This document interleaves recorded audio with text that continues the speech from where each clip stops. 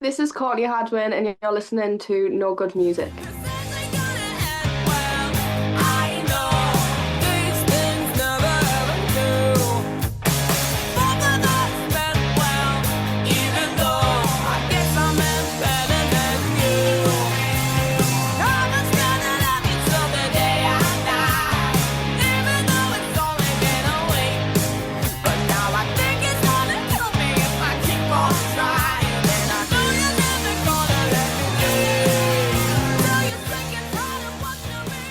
I have a special guest with me today.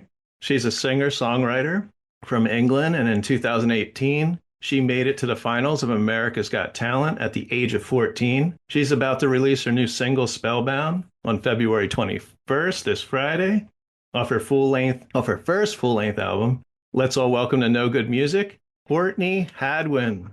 Hi. So how are you? I'm good. Very busy, as you can expect. Yes. I'm so happy that get this interview with you.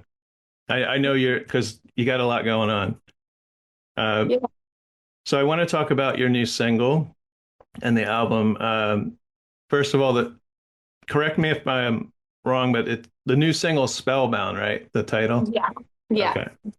Because I know in that you've been promoting this on Facebook and Instagram, and but we don't hear the chorus. That's what's unique. I, No, just the you're verse. you're saving that. This has to be very exciting. You've released three or four singles over the last couple of years, right? Yeah. What made you want to? Because I know a lot of artists lately, they just release singles because of streaming and Yeah. also EPs. But this is a full-length album, right? This is Full length album. Yeah. Scary. so I'm not sure what you can tell me about it. Like, can you tell me? Can you tell me the title of it? No, not yet. I can't officially say the title of the album. Okay. But there will be a couple of singles leading up to it. I can say that. Obviously the first song is Spellbound. Yeah, I have released a couple of singles in the past, and we kind of wrote them way back, and obviously becoming like an independent artist. We kind of went back on the songs and we were like, well, let's give something back to the fans and test out some music. Let's test the waters, kind of thing. While we were writing the album, like this album, we've been writing for about 4, 5, 6 years now. Okay. So it's crazy that we're getting to the point where the first single's coming out this Friday. Are any of the singles that you released part of the album, or are these all new? This is all new Oh, music. wow. Yeah, and complete, I wouldn't say a different sound, but you can definitely hear the maturity difference. Yeah, I noticed. Now, don't take offense, but I noticed your voice is your the way you control your voice, I think, has gotten better. Of course, Thank you were you. 14 when you were 13, 14 Yeah, when you were on America's Got Talent. feels like ages ago. Have you had vocal training or Yeah, I have in the okay. past, yeah. Okay. Are there any I know you've done some cover songs also. Are there any cover songs on the album? Are these all original? You don't I have to tell don't, me what. I know I you can't don't tell even me the know if I'm title. allowed to say this. There will Okay. be, not necessarily on the album, but there will be a cover song that is coming out um as a little limited kind of thing. That's all I can say. Okay. Okay. Like a bonus, maybe. Yeah. Okay. And then the video you put out for the the little piece of Spellbound that we hear, is that part of the video that you did for Spellbound? Yeah, about a week and a half ago now, maybe 2 weeks, we went to France, Nice. And yeah, we filmed with this amazing team over there. And with Spellbound, the song, the lyrics kind of are very blunt about what the song's about. And I love music videos where it's like a story and you can follow along with the pictures. And I really Hmm. wanted to portray that with the video because I don't think I've done that yet. Okay. Is this song autobiographical? Is it What do you mean by that? I'm really bad with big words. is it is it something you what I can gather is that it's a relationship that's very new. Before, so basically, this song was actually wrote in Minneapolis. Me and Kevin Bohr, who is my co-producer and co-writer, um, we kind of wrote everything through Zoom because obviously he's in America, I'm in the UK, Hmm. and we wrote everything in the UK over Zoom. And obviously that could be very, very hard. Like it's hard to translate what I want to write about over like a channel kind of thing. If you're not in the same room, Yeah, it's so kind we'd of hard. never we'd never wrote before at all. And just before I was heading over to the States to record the album, I was kind of we say kind of seeing someone. It was kind of all over the place, a situationship. Hmm. Um, and it was a little bit toxic. Um, And yeah, we went over there and we had 2 or 3 days left after we recorded the full album. And Kevin was like, let's play around, let's write a few things down, let's see if we can create some music, because obviously we've never wrote together in the same room. And we came up with Spellbound through how I was feeling at the time, Hmm. about situation going on back home. And yeah, then we came back, didn't really think anything of it. Then he sent me it back, and I was like, oh my God, this needs to be on the album. Hmm. So yeah, it was kind of one of them songs that kind of just wrote themselves, and we didn't really expect it to be anything, but it's the first single, so Have you written songs with him before? yeah, the past singles were all with Kevin, and the full albums with Kevin. Okay. Is he also the musician, or he just helps you, or you He just co-write he with him? does he does little bits, but he's mainly with producing and writing. Because I was wondering how I know not every song's the same, but with Spellbound, do you present the lyrics, or you kind of do you sing into your phone like when you get an idea as it goes along? I've got plenty of voice notes. Yeah. It kind of started, I mean, with every song, it's very different, but Spellbound kind of started by Kevin playing a riff on the guitar. And I was like, that's sick, we should lay that down. Um, and then we kind of just came up with little lyrics as it was going, and then a melody, obviously the melody of the song came up. It was straight on a voice recording. And then it was just straight away in one day putting the demo down and deciding that we absolutely love it. Hmm. Yeah, I like how it's kind of punky, I think, kind of the Yeah. guitar and the drums. Now, I don't know if you can answer this, but a lot of artists are putting out vinyl, even cassettes. When the album comes out, are you is that something you're going to do? Is that something you've done in the past? Um, Because I know you've only put yeah, out singles so far. I've only done digital streaming in the past, but and obviously like these singles leading up to the album, they'll be probably just digital. But I've said from day one, since I knew that I was releasing this album, that the full album will be available on CDs and vinyls. Like Hmm. it's something that I want personally as well to be able to have as a keepsake. Yeah. Do you collect vinyl at all? I've got a few, yeah. Okay. Yeah, I'm in my music room here. This is usually where we record our other podcast, but I'm up to like 600 albums. Oh, wow. I bought albums, back in the late 70s, 80s when I was growing up, and then I ended up selling them all, and now I'm rebuying back ones I Do had. you have a Uh, favorite? I have favorite bands. My favorite band is Cheap Trick. I've never Um, heard of them. you've never heard of Cheap Trick? No. No, am I missing out? I Want You to Want Me, Surrender. I know you're only 20, but no, I like the older bit. I like newer bands too. Sarah Shook. You ever hear her? No, No? I'm really Okay. bad with new music. Okay. But I like Frank Sinatra. I'm sure you heard of him. Yeah, I'll And definitely. Miles Davis. But I think it'd be great for your fans to hear your music on vinyl. I mean, since you've only been streaming. Uh, Yeah. and I wanted to suggest I've seen people have listening parties like on TikTok, and it's not before the album comes out, of course, but maybe the day the album comes out, they'll play the album. They'll play a song and then answer some questions to play the next song. Maybe that's something you would. With consider? releasing the album, I mean, it's just an idea, don't hold me on this, but we Hmm. did actually have an idea that when the album is released, we do like a little album party, maybe somewhere in London, where it's like a gig and people just kind of get to enjoy the music as soon as it Hmm. drops. Yeah, like a record release Yeah. party. Yeah. Because you didn't, because you're not telling me when the album, like, do you, can you tell me, is it 2 months, 6 months? I honestly can't say because if I say I'm giving away all the things. Okay. You're still working on it. Yeah. Okay. No, I personally know I'm just not ready to release it to other people Yeah. yet. Okay. Do you plan to tour? Yeah, so currently we have people working on getting me gigs and etc. for this year. We have a couple already booked in, not confirmed for me to release yet. But the main thing for me, I completely love performing on stage. I'd so much Okay. rather be on stage than be in a studio. Even though I've kind of grown to love to songwrite and create music, my home is being on that stage. So Yeah. I'm You going to feel be on more stage as free. much as I possibly can. Okay. Now, have you done any tours before? You've No, probably done shows. I've done shows and gigs, but never tour. So Okay. excited about that one.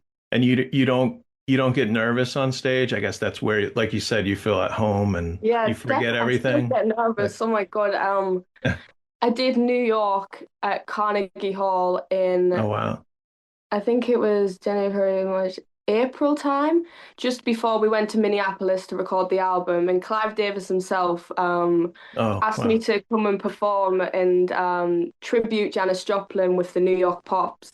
So I got flown over there and we did that, and Kevin came with me.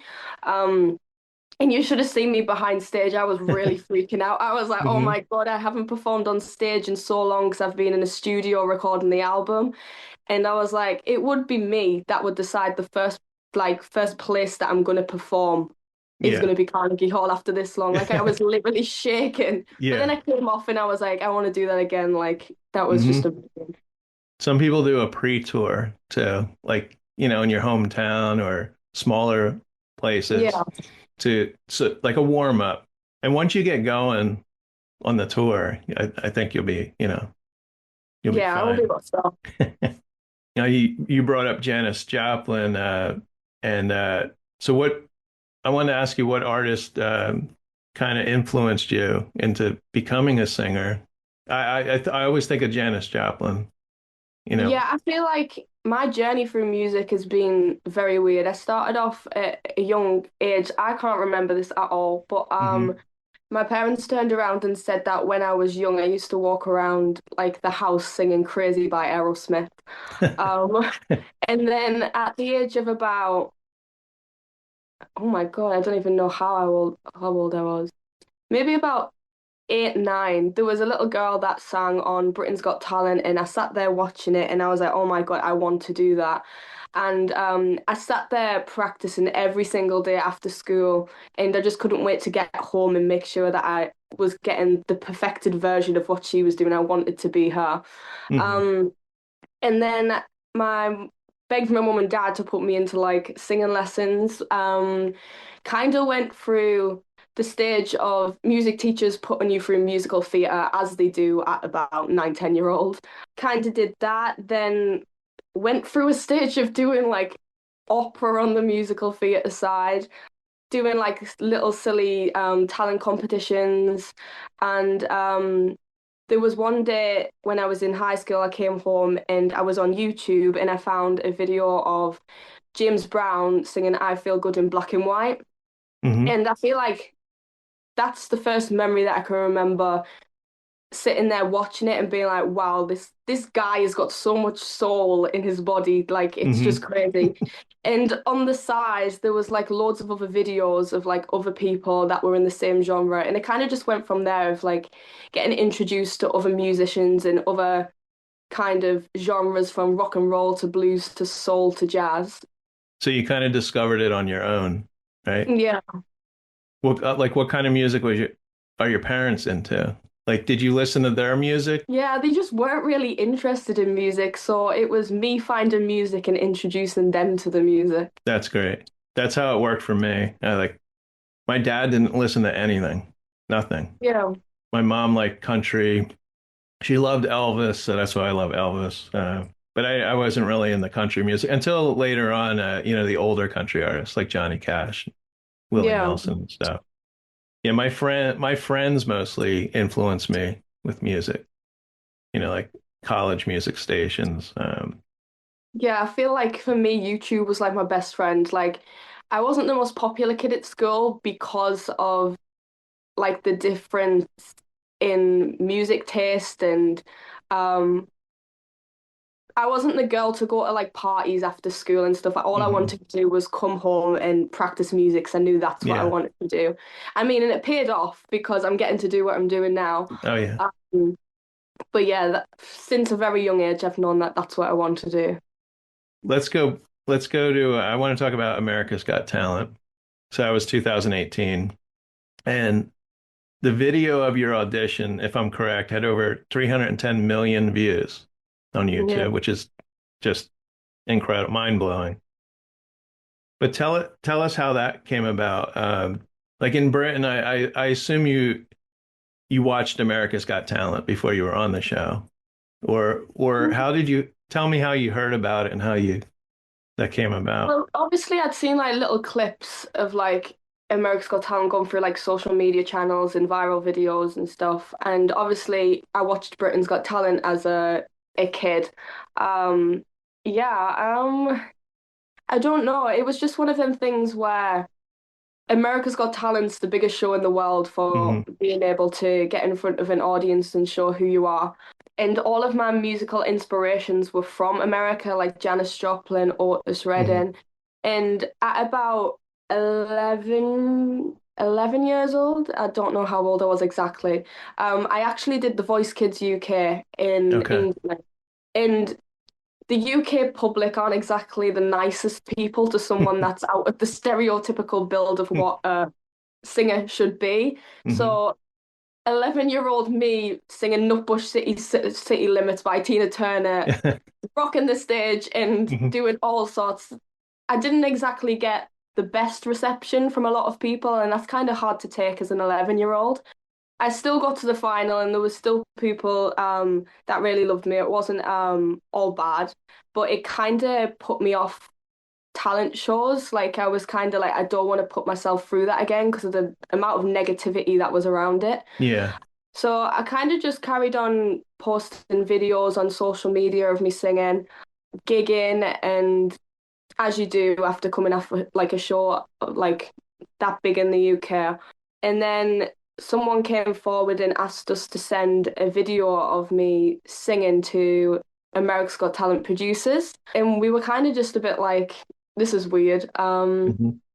Was a bit temperamental if we wanted to go for it or not.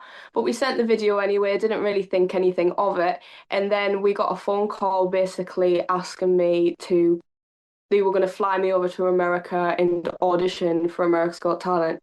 Didn't believe it at all. I was like, this is just crazy. And I was kind of scared. Like, I was going over there with the thought that I was going to get like the cross, what's it called? The buzzers, but the opposite ones that I got. And The X's yeah, or yeah. my mind frame was literally that to the point.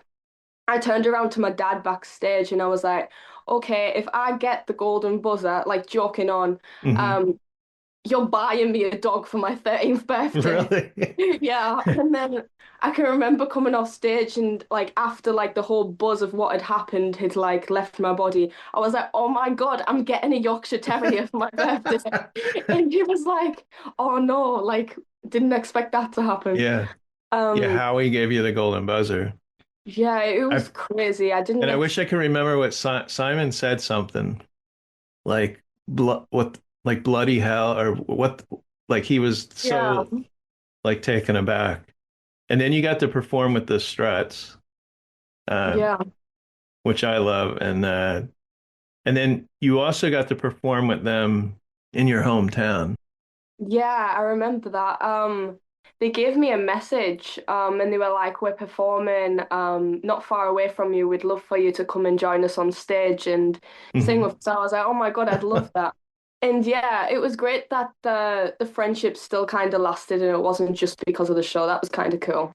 Yeah, I didn't realize I think, I don't know if American Idol does it too, but where they will reach out to people. Like you said, they reached out to you. I just thought Yeah. that, I mean, American Idol, I mean, maybe they do that too. I don't know. Yeah, I've Yeah. had I've had messages from casting directors from American Idol, but Okay. I don't really want to put myself in that position anymore. Like, not that because of the negativity or what happened on the show, just more I've done that and I've been and done that, and I don't want to do that again. I want to move forward and I want to become an Yeah. artist, not a competition Oh, act. Like, I yeah. want to show who I am. Yeah. I mean, it was a good start and it does get you, a lot of Yeah, attention. And we interviewed Chris Clafford I from think I have. Sweden, and he told us the same thing. I think they reached out. He was on I think he was on American Idol, but he was also on the Swedish version too, and Yeah. I think that's where they saw him and they reached out to him. You were in the beginning, you were signed to a big record label, correct? I Oh mean, my maybe you God, don't want to talk about it. yeah, this is it's just Arista. it was crazy. So I came off America's Got Talent, and then I can remember, oh yeah, then I got asked by Simon after the final. He came to me backstage and he wanted to speak to me about doing America's Got Talent Champions. And I was just like, no, I don't want to be going doing covers again on another TV show. Like, I'm Hmm. ready to start creating music now. He invited us to his house the next day and he kind of persuaded me into it by saying, okay, we will we've got a few original songs that we'd like you to listen to, and if you like them, we'd love to let you release them and you can perform it as a performance on America's Got Talent Champions, and that can be your song and showing people that you are an artist now. So I was like, okay. Um, they signed me after that, and then I was kind of put on an A&R trying to find my sound Hmm. for however long. So I was trying to find my sound as best as I could as a 13-year-old, being put into different songwriting sessions with different people, different song camps. I went to Sweden with a lot of people and wrote a lot of stuff. And we met a lot of different people, but I just felt like I was getting put into a space where I was kind of told what to write and what to say about myself, and it was all Yeah. pop music. I wrote some stuff with Max Martin, and it wasn't me. It was like Ariana Grande pop rap, Yeah. and as you can imagine, that's just Yeah. not me. Are they Um, trying to mold you into something? yeah, and then we finally got some songs that we liked, and on my 16th birthday, my first song was supposed to be released and it was all planned. We were thinking about music video ideas, it was all ready to go. And then maybe about 2 weeks beforehand, I wake up and I've got messages of loads of people from the label. I've had missed phone calls, and I'm reading in the Hmm. press that Simon Cowell no longer has a record label. And I'm Yeah. like, what is going on? Um, and then my manager at the time rang me up and basically told me how all of everyone that was signed to Psycho was no longer signed. All of the staff were dropped and Mm. everyone found out in the press. No one was told whatsoever. Wow. It's been released in the press. So that kind of it was quite scary. It was like I had all of this music ready to go and then it was like, okay, stop, where do you go now? Yeah. And luckily I met a lot of people through Psycho and made a lot of friends in the music industry that kind of led me to meeting new people and to where I am now. But I can definitely say that my whole from 13 to 20 and actually Hmm. releasing this album now, it's definitely been a roller coaster. And you've definitely got to be aware of who you're making friends with in the music industry Oh because yeah. everyone is in it for themselves. I mean, being that young and having, I mean, that was kind of a letdown too, and it's just awful. Yeah. But you're only 20 and you have all this experience now. So I think your new album is gonna, I have the feeling it's gonna blow up. And Thank you. I don't, just by hearing I just love some of your singles too. That Girl Don't Live Here. I just love that song, and I'm hoping there's maybe some songs, some ballads like Breakable. Breakable is just a beautiful Um, song. So tell me something real. Is this thing as heavy as it feels? I don't wanna love you just to lose myself again. 'Cause I'm breakable and it takes too long to heal. Some things they can never be undone. And I'm guessing that I'm not the only one who's ever been forever in a place they can't escape. Hoping there are better days to come. And now I know I'm breakable. Everything has changed.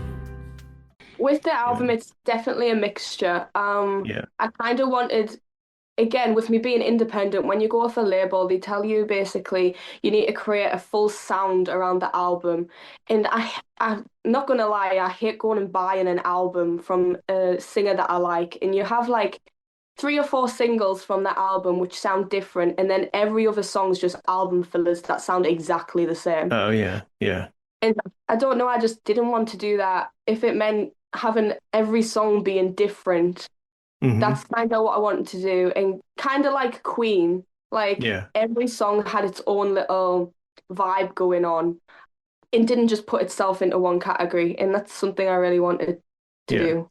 So I've one last question for you. And this is something we used to do, and I'm bringing it up again, but it's a mystery question. I need you to pick a number. Well, I have 10 questions here. I want to ask you one, but you're going to pick the question by telling me what number. Just pick a number, one to 10. I'll pick my date of birth, six. 6. What is the one person in your life right now you could go on a long road trip with? My dad. Okay. Yeah, me and my dad are like very, very close, and we have been since I was very young. And I feel like music's helped a lot with that. I have a couple really good friends. Like I have my one friend I've known since I was 10. And then there's people that you are friends with, but you couldn't be in a car with them, for too Oh long. no, I definitely know some of them people. Yeah, Like that's what I'm 15 saying. minutes in, and I'll be opening the door and letting them walk. Yeah, yeah. But you can hang out with them once in a while, but Yeah. yeah. For our listeners, you can go to Courtney's website, courtney-hadwinofficial.com, for more information. You're also on Instagram and Facebook. Thank you, Courtney. You. I love talking to you. And my wife and I, we watched, America's Got Talent. And I remember you. I remember because I don't remember everybody that's, was on the show, but you Yeah. really stood out. And then I think it was when maybe it was a year or two ago when you started releasing singles. That's when I started following you again, because I'm like, oh, that's, I didn't know what happened to you or Yeah. so. But I'm glad you're still doing what you're doing, and I can't wait to hear the new album. I really can't. It was really nice to meet you. I'll definitely be buying the vinyl if you put a vinyl Yeah. out. So thank you. It was really nice speaking to you. Have a great rest of the night. Thank you. Thank Bye. you. Bye. I bet you're gonna miss her now that she is gone. You're right to reconsider all the ways you did her wrong. Can't say she didn't want you, can't say she didn't try. Some boys, they're just born to kiss the girls and make them cry. If you're looking for a girl like the girl next door, that girl don't live here anymore. She moved out when I moved in. I ain't ever, ever, ever gonna see you again. I know you loved her, so did I, but she hates to leave, so say goodbye. If you're looking for a girl like you had before, well, there you go. She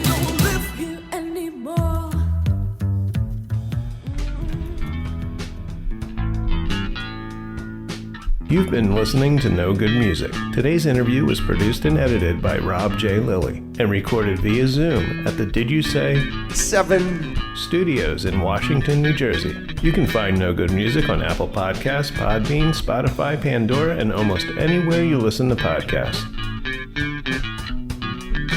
Intro and exit music by the band 99%.